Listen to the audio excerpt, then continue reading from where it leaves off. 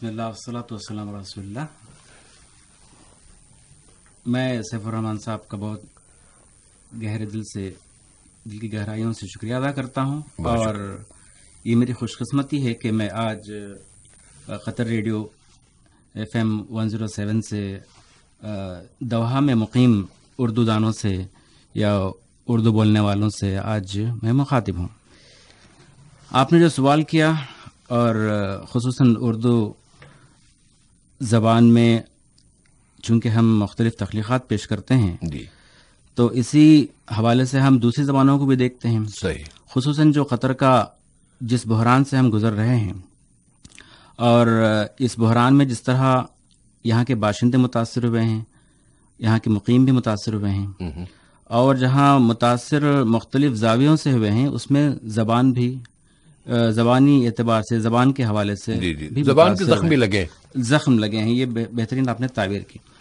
ہم نے دیکھا کہ گرچہ کے محاصر ممالک ظالم ہیں، اور یہ صرف ہم نہیں کہہ رہے ہیں چونکہ ہم قطر میں ہیں، بلکہ دنیا بھر کے ممالک نے جو مہذب ممالک ہیں انہوں نے اعتراف کیا ہے. وہ ممالک بھی جو ابتدا میں قطر کے خلاف کھڑے ہوئے تھے، ہلکے پھلکے انداز میں وہ بھی قطر کے خلاف تھے، لیکن جب حقیقت کھل گئی تو وہ بھی قطر کی جو پالیسی ہے یا ان کی جو سیاست ہے یا جو ان کے مختلف فلاحی کام ہیں یا جو مختلف حقائق ہیں ان کے پیش نظر انہوں نے ان کو مع السلامہ کہہ دیا کہ ہم آپ کا ساتھ نہیں دے سکتے. صحیح. خصوصاً آپ کو میں بتاؤں کہ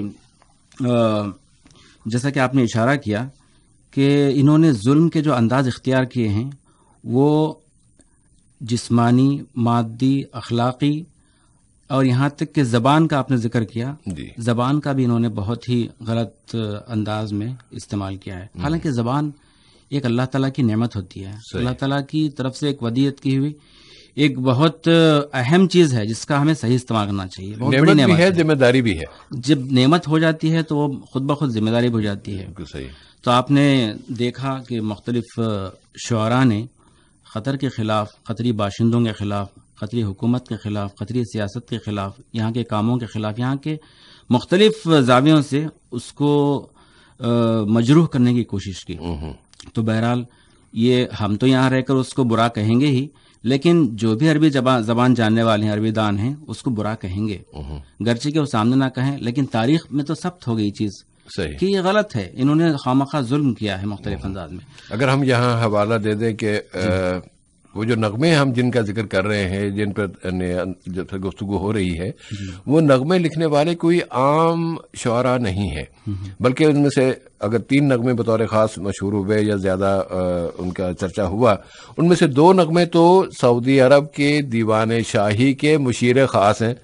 بھئی اتنے اعلیٰ عہدے پر بیٹھ کے، آپ نے اتنی اہم ذمہ داری پر بیٹھ کے آپ کون سی زبان استعمال کر رہے ہیں؟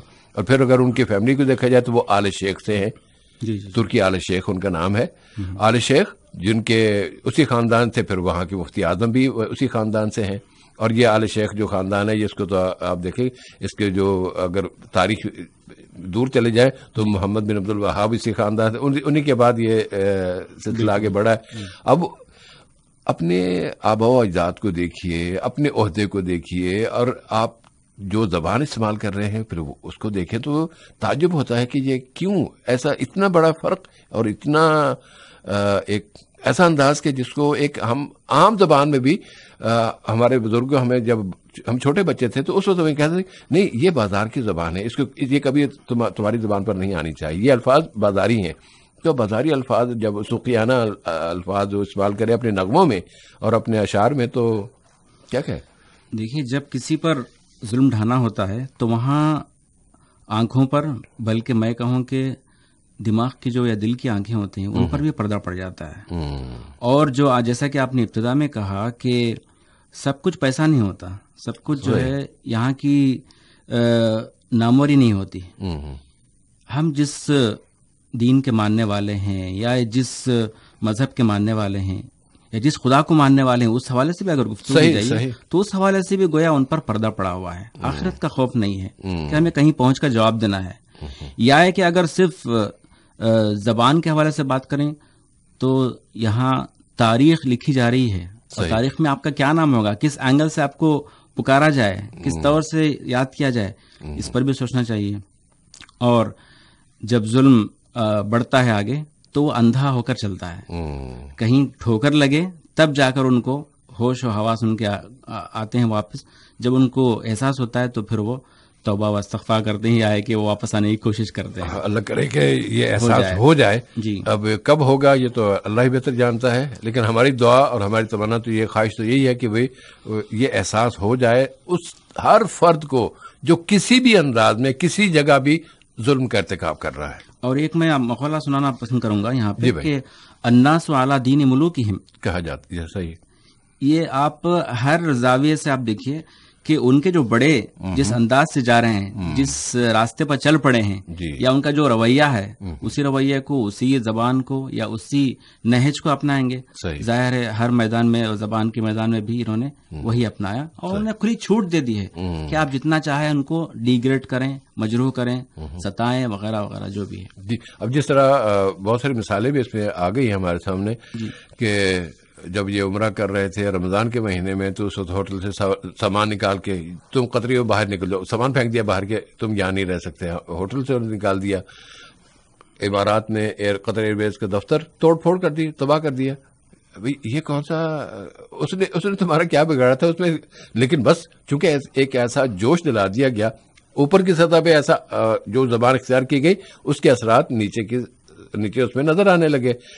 قطر کی حکومت نے جو زبان استعمال کی, جو انداز اپنایا, اس کا انداز یہاں کے عوام پر بھی ہمیں نظر آ رہا ہے. جب انہوں نے ایک بنیادی غلطی کی ہے تو اس غلطی پر پردہ ڈالنے کے لیے وہ غلطی پر غلطی کرتے چلے گئے, اور آج تک کر رہے ہیں. جی, مختلف انداز میں مختلف زاویوں سے کر رہے ہیں, مختلف سطحوں پر, اور وہ بجائے اس کے کہ وہ غلطی کو سدھارا جائے, وہ جو ہے اور پریشان ہو رہے ہیں. صحیح. اچھا, اب عامر شکیل صاحب, اگر ہم آپ کی کیا نظم کی طرف آئیں یا غزل کی طرف پہلے ابتدا کسے کرنا چاہیں گے؟ چونکہ آپ نے کہا ہے کہ یہاں کے جو باشندے ہیں, باشندوں کے علاوہ مقیم بھی اس سے متاثر ہوئے ہیں, اور ان کے بھی اپنے احساسات ہیں, جذبات ہیں, اور مختلف انداز میں اس کے اظہار کی انہوں نے کوشش کی ہے. تو ہم چونکہ شعر و شاعری سے ہمارا تعلق ہے, یہاں دوحہ میں بہت سارے شعراء اس پر مختلف انداز میں تخلیقات پیش کی ہیں, غزلوں کی شکل میں, نظموں کی شکل میں, اور خطاعات کی شکل میں. تو ہم انشاءاللہ, میں چلتے چلتے بتاؤں کہ ہم انشاءاللہ کوشش کریں گے کہ اردو جتنے شعراء یہاں پہ موجود ہیں, قطر کے نیشنل ڈے کے حوالے سے ہم ان سے درخواست کریں گے کہ اس پر اپنی تخلیقات پیش کریں, تاکہ نیشنل ڈے کے کسی موقع پہ کلچرل حصے میں ہم اس کو پیش کریں, اور اپنے جذبات اور احساسات کا اظہار کریں, اور قطری باشندے اور سمو الامیر یہاں کی حکومت کے ساتھ ایک جہتی کا ہم انشاءاللہ مظاہرہ کریں گے. تو میں نے جو نظم لکھی ہے وہ تقریباً 6 بند پر مشتمل ہے, اور ہر بند میں آپ دیکھیں گے کہ اس کا ایک خاص بیک گراؤنڈ ہے. میں نے اسی انداز میں لکھنے کی کوشش کی ہے. اچھا, تو اگر آپ کی اجازت تو میں شروع کرتا ہوں. ارشاد کیجیے. اور ساتھ ساتھ یہ بھی گزارش ہے, یہ درخواست ہے کہ ہر بند کے بارے میں ذرا کچھ اگر پس منظر ہم اس تک نہ پہنچ پائیں تو ذرا بتا دیجیے گا کہ اس کے پس منظر یہ ہے. جزاک اللہ, آپ نے تو دروازہ کھول دیا میرے لیے. تو اس کا موضوع یہ ہے دوحہ ہمارا. خود عنوان میں کتنی اپنائیت ہے یہ آپ دیکھ سکتے ہیں. ہمارا ہے. جی, دوحہ ہمارا, اس لیے کہ خصوصاً جو 20-25 سال یہاں گزار لے تو اس کے لیے تو یہ وطن اپنا وطن لگتا ہے. حالانکہ ہم وطن ثانی کہتے ہیں, جب عمر کے آدھے حصے سے ہم پار ہو جاتے ہیں تو اپنا وطن ہو جاتا ہے. یہ فطری یہ ہے. میں نے جو پہلے بند میں کہنے کی کوشش کی ہے وہ یہاں کے ظاہری جو مناظر ہیں, قدرتی مناظر, ان کو بیان کرنے کی کوشش کی ہے. میں نے کہا ہے, کرو حمد رب کی بہاروں کو دیکھو, دلاویز و دلکش نظاروں کو دیکھو, دلاویز دلکش نظاروں کو دیکھو, اور لہکتے ہوئے سبزہ زاروں کو دیکھو, قطر کے حسین شاخساروں کو دیکھو. شاخسار کہتے ہیں دوحہ کا جو معنی ہے نا, گھنے باغات, اس کے معنی میں نے استعمال کیا شاخسار, یعنی فطری جو باغات ہیں یہاں پہ جو انہوں نے وہ لگائے ہیں اس کا. اور انہوں نے جو اپنی کوشش کے ذریعے مختلف, آپ دیکھتے ہیں کہ دوحہ میں کتنی گارڈننگ پہ کتنا یہ زور دیتے ہیں, کتنا پیسہ صرف کرتے ہیں وغیرہ. تو میں نے اس کا بھی ذکر کیا ہے. لہکتے ہوئے سبزہ زاروں کو دیکھو اور قطر کے حسین شاخساروں کو دیکھو. جبین عرب کا دمکتا ستارہ ہے دلکش گلستان یہ دوحہ ہمارا. تو میرا انداز ہے کہ میں جب بھی غزل یا حمد یا نظم شروع کرتا ہوں تو رب کی تعریف کا اس میں ذکر کرتا ہوں، کیونکہ سارے اسی کے احسانات کے تلے ہم چلتے ہیں. صحیح. دوسرا بند جو ہے اس میں نے یہاں کے باشندوں کو اور یہاں کی بعض فطری اللہ تعالیٰ کی جو مخلوقات ہیں اس کو میں نے جوڑنے کی کوشش کی ہے. میں نے کہا دوسرے بند میں کہ کوئی مسئلہ یہاں نہ مشکل ملے گا، قطر میں ہر ایک شخص خوش دل ملے گا، تموج سے محفوظ ساحل ملے گا، موجے ہر ایک سمت شور انادل ملے گا، واہ، مناروں کا منظر بہت پیارا پیارا ہے، دلکش گلستاں یہ دوہا ہمارا. بہت خوب. تو یہ تموج سے محفوظ ساحل آپ دیکھتے ہیں جب ساحل پہ جاتے ہیں 7 کلومیٹر کا جو یہ سلسلہ ہے کہیں بھی وہ تموج محسوس نہیں ہوگا. تو یہی مزاج یہاں کے باشندوں میں بھی ہے. ان کے اندر وہ خامخواہ اپنے آپ کو بڑا بنا کر پیش کرنا یا لوگوں پر ظلم ڈھانا یا کہ غلط انداز سے برتاؤ کرنا یہ بالکل نہیں ہے. تو میں نے مثال دینے کی کوشش کی یہاں پر تھوڑی سی ہم تاکہ ہم حقیقت سے قریب تر رہیں. ہم حقیقت ہمارا پروگرام کا نام ہے، حقیقت یہ ہے. تو کسی بھی اجتماعی معاشرے میں یا کسی بھی معاشرے میں جب بہت سارے انسان، لاکھوں کی تعداد میں انسان بستے ہوں تو ان انسانوں کا جو مجموعی رنگ ہوتا ہے اس کو ہم کہتے ہیں کہ یہ یہاں کے معاشرے کا رنگ ہے. لیکن ان انسانوں میں ایسے افراد بھی ہو سکتے ہیں کہ جن سے غلطیوں کا ارتکاب ہوا ہو، جنہوں نے کوئی کوتاہی کی ہو، جنہوں نے کسی کے ساتھ کوئی زیادتی کی ہو. کسی ایک آدھ واقعے کو پوری قوم پر طاری نہیں کیا جا سکتا، مسلط نہیں کیا جا سکتا، اس کا نام نہیں دیا جا سکتا. اور اسی طرح مجموعی طور پر اگر ایک قوم کا مزاج ایک ہے تو اس میں اگر جو اکا دکا واقعات ہوں یا انفرادی طور پر جو واقعات ہوں ان کو بطور خاص نشانہ بنا کے، ان کو بنیاد بنا کے قوم کے اوپر کوئی غلط الفاظ ان کے لیے استعمال نہیں کیا جا سکتا. بالکل. تو جیسے آپ نے کہا کہ اگر ساری خوبیاں سب میں آ جائیں تو پھر فرشتوں کی بستی بن جائے گی، انسانوں کی بستی نہیں ہوگی. تو میں نے آگے ان کی جو بہت ساری خصوصیات ہیں اور یہ ایسے نہیں کہ میں نے یوں ہی خوش آمدی کے لیے میں نے تعریف کی ہے، ہم نے اس کو برتا ہے، دیکھا ہے اور لوگ محسوس کر رہے ہیں. قطر والے ہی نہیں، قطر کے مقیمین نہیں بلکہ دنیا کے بہت سارے ممالک اس کو محسوس کر رہے ہیں. آگے بند دیکھیے کہ ہے اہل قطر کی سخاوت مثالی، اخوت مثالی، محبت مثالی، شرافت مثالی، نفاست مثالی، عدالت مثالی، شجاعت مثالی.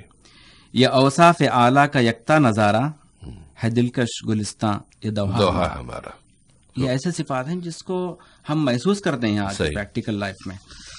تو آپ جیسے جانتے ہیں کہ یہاں پر قطر چھوٹا ملک ہونے کے باوجود بہت سارے ممالک میں جہاں ضرورت مند ہیں یا ان کی جو ضرورتیں ان کو پوری کرتا ہے، فلاحی ادارے یہاں کے کام کرتے ہیں. تو میں نے ان کو اکجا کرنے کی کوشش کی ہے ایک بند میں. کہا ہے آگے کہ جو دباغ نے ہر غریبی مٹا دی.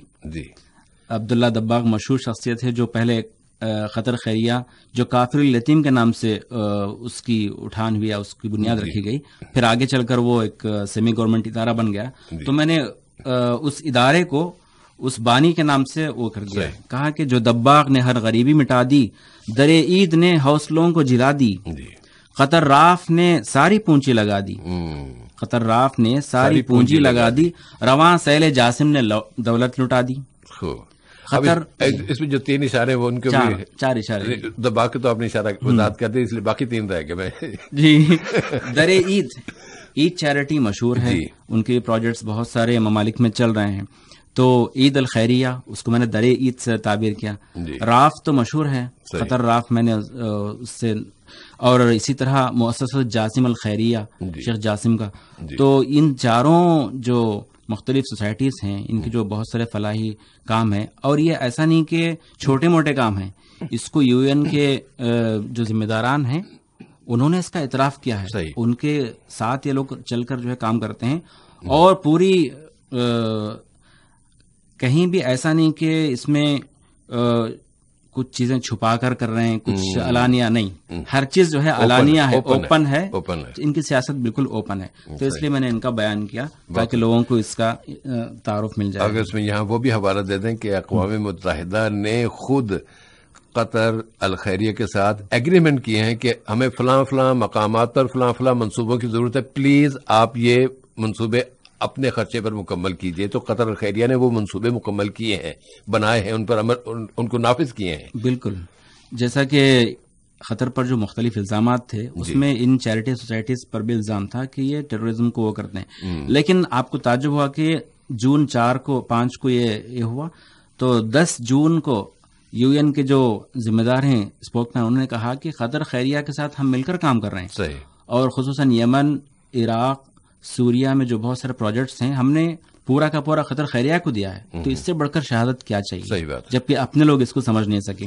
بس اب کیا قطر نے تو سب کو سنوارا نکھارا ہے دلکش گلستان یہ دوہا ہمارا. آگے 2 بند ہیں. قطر کی ہے سب سے انوکھی قیادت، جی ہے شفاف دستور عمدہ سیاست، ہے رشک جہاں اس کی فہم و فراست، فقط امن ہے ہر عمل سے عبارت، خوب، سبھی زاویوں سے کھلا آشکارا، واہ، ہے دلکش گلستان یہ دوہا دوہا ہمارا. ہمارا. یہ جو ہے بہت ہی غور و خوض کے بعد یہ میں نے بند لکھا ہے. اس میں کوئی خوشامدی نہیں ہے، بلکہ یہ ایسی چیز ہے جس کا ہر ایک اعتراف کرتا ہے، ہر ملک اعتراف کرتا ہے. میں چلتے چلتے یہ کہوں کہ جن ممالک نے محاصرہ کیا ہے انہوں نے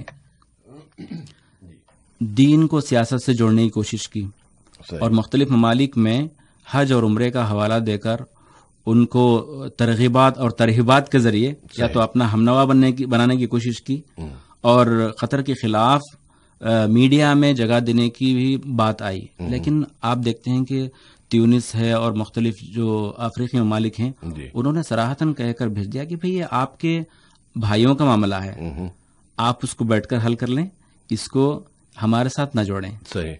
یہ دین کا معاملہ ایسا ہے، حج اور عمرے کا یا حرمین کا، کہ ہر مسلمان کا حق ہے. اس میں کسی کے سامنے رکاوٹ لانے کی یا ڈالنے کی کا آپ کو بالکل حق نہیں ہے کسی بھی اینگل سے. صحیح. تو میں نے آخر میں جو ہے جو بند کہا ہے وہ بھی بہت خوبصورت ہے، آپ دیکھیں گے تو کہ تمیم آپ ہیں صاحب مجد انسان. تمیم المجد جو ہے آج سارے دنیا میں جو ہے یہی سلوگن چل رہا ہے. آپ دیکھیے کہیں بھی الیکٹرانک میڈیا میں اور اخبار میں، ایون ہر جگہ، یہاں تک کہ میں نے دیکھا کہ باہر کے ممالک سے جو ہے لوگوں نے کہا کہ تمیم المجد کیا ہے، اس کا مطلب کیا ہے. تو میں نے ان کو سمجھایا بھائی یہ اس کی کہانی ہے. جی جی. تو میں نے کہا کہ تمیم آپ ہیں صاحب مجد انسان، مصائب میں ہوتے نہ دیکھا پریشان، شکیب آپ کو دیکھے ہر وقت شاداں، رہے آپ کی قوم عشرت بداماں، خدا آپ کا ہو ہمیشہ سہارا. واہ. تو میں نے سمو الامیر کے لیے، ان کی قوم کے لیے اور سب کے لیے میں نے یہ دعائیہ کلمات اس میں کہے ہیں. یہ ہمارے جذبات، یہ صرف میرے جذبات، میرے احساسات نہیں، یہاں کا ہر شاعر، ہر صاحب قلم اور ہر تخلیق نگار کا یہی احساس ہے. بلکہ شاعر تو معاشرے کا ترجمان ہوتا ہے نا. جزاک اللہ. تو اس لیے ہم سب کی آواز ہے، آپ کی آواز میں ہم سب کی آواز شامل ہے. اور اگر بہت ذرا تیز رفتاری سے ہم چلیں تو کیونکہ وقت ختم ہو رہا ہے، تو ہم غزل کی طرف اس سے بھی اگر کچھ. غزل میں نے یہ جولائی کے مہینے میں کہی تھی، اور ایک مشاعرہ ہوا تھا تو اس میں نے پڑھا تھا، اور اس میں میں نے اپنے احساسات داخل کرنے کی کوشش کی. کہا کہ جو اپنوں کو مشکل میں ڈالے ہوئے ہیں، ہے ممکن وہ دشمن کے پالے ہوئے ہیں. وہ آنکھیں جو ہم پہ نکالے ہوئے ہیں، نگاہیں بری اپنے ڈالے ہوئے ہیں. کبھی ہضم دنیا کو ہوتے نہیں ہیں، جو حق اور انصاف والے ہوئے ہیں. واہ. خود ان کی ہی جھولی میں رسوائی آئی، اور مسلسل آ رہی ہے، جو اوروں کی پگڑی اچھالے ہوئے ہیں. یہاں جان کنی کا ہے صد حیف عالم، یہاں جان کنی کا ہے صد حیف عالم، وہ کل اور پرسوں پہ ٹالے ہوئے ہیں. آپ کا اشارہ یمن کی طرف ہوگا؟ نہیں، یمن کی طرف. اس کو کویت صاحب السمو شیخ جابر الصباح جو ہے، شیخ صباح نے بار بار کوشش کی کہ ان کو بٹھائیں، گفتگو کے ذریعے حل کریں. میں ماننے ہی تیار نہیں. تو ہم نے کہا کہ یہاں جان کا نہیں کا ہے صدحیف عالم، وہ کل اور پرسوں پہ ٹالے ہوئے ہیں. اچھا جی. میرا اشارہ یمن میں کیوں کیا کہ وہاں جس طرح یہاں انہوں نے محاصرہ کر رکھا ہے، وہاں بھی محاصرہ کیا، اور اس محاصرے کو جب ساری دنیا چیخ رہی ہے کہ لوگ بھوکے مر رہے ہیں، واقعی عملاً بھوکے مر رہے ہیں، استعارے کے طور پر نہیں، حقیقتاً بھوکے مر رہے ہیں، اور یہ اس کو ٹال رہے تھے. تو مجھے قطر کے محاصرے سے زیادہ یہ مجھے وہاں فٹ ہوتا ہوا نظر آیا، اس لیے میری توجہ ادھر چلی گئی۔ بالکل بالکل، چونکہ حالات بدلے ہیں جی، تو ساری دنیا کی توجہ اس طرف ہے اب، یہ کیا کر رہے تھے اور کیا کرنے جا رہے ہیں، صحیح، اور کس غلط روٹ میں جا رہے ہیں۔ یہ مصائب جو ہمت سے انگیز کر لیں وہی آگے چل کر جیالے ہوئے ہیں، یہ انشاءاللہ ہوگا، ضرور آئے گا انشاءاللہ۔ قدم اپنے واپس بھلا کیسے لیں جو عظمت کی راہوں پہ ڈالے ہوئے ہیں۔ واہ واہ واہ۔ اور میں نے آخر میں دعا دی ہے کہ شکیب ان کے حق میں دعا گو رہیں ہم جو بے وجہ مشکل میں ڈالے ہوئے ہیں۔ واہ ماشاء اللہ۔ شکیب جی، عامر شکیب جی، بہت اچھا لگا، بہت اچھا کلام۔ اللہ تعالیٰ آپ کے زور قلم میں اور اضافہ فرمائے اور مزید تخلیقات آپ سے ہمیں سننے کو ملے، اور ہم انشاءاللہ اپنے اس پروگرام میں یا کسی اور پروگرام میں بھی آپ کو زحمت دیں گے، اور ہم اپنے دوسرے شعراء سے بھی یہ گزارش کریں گے کہ اگر آپ حقیقت سمجھتے ہیں اور حقیقت جانتے ہیں اور حقیقت کا اظہار کرنا چاہتے ہیں تو ضرور لکھیے۔ آپ کے جو جذبات ہیں ان کے، اور یہ ہر لفظ کے بارے میں، ہر لفظ لکھتے ہوئے یہ احساس ضرور رہے کہ مجھے ہر لفظ کی جواب دہی ہے، مجھے جواب دہ ہونا ہے۔ اس جواب دہی کے احساس کے ساتھ لکھیے۔ اللہ تعالیٰ آپ کو کامیابیوں سے نوازے۔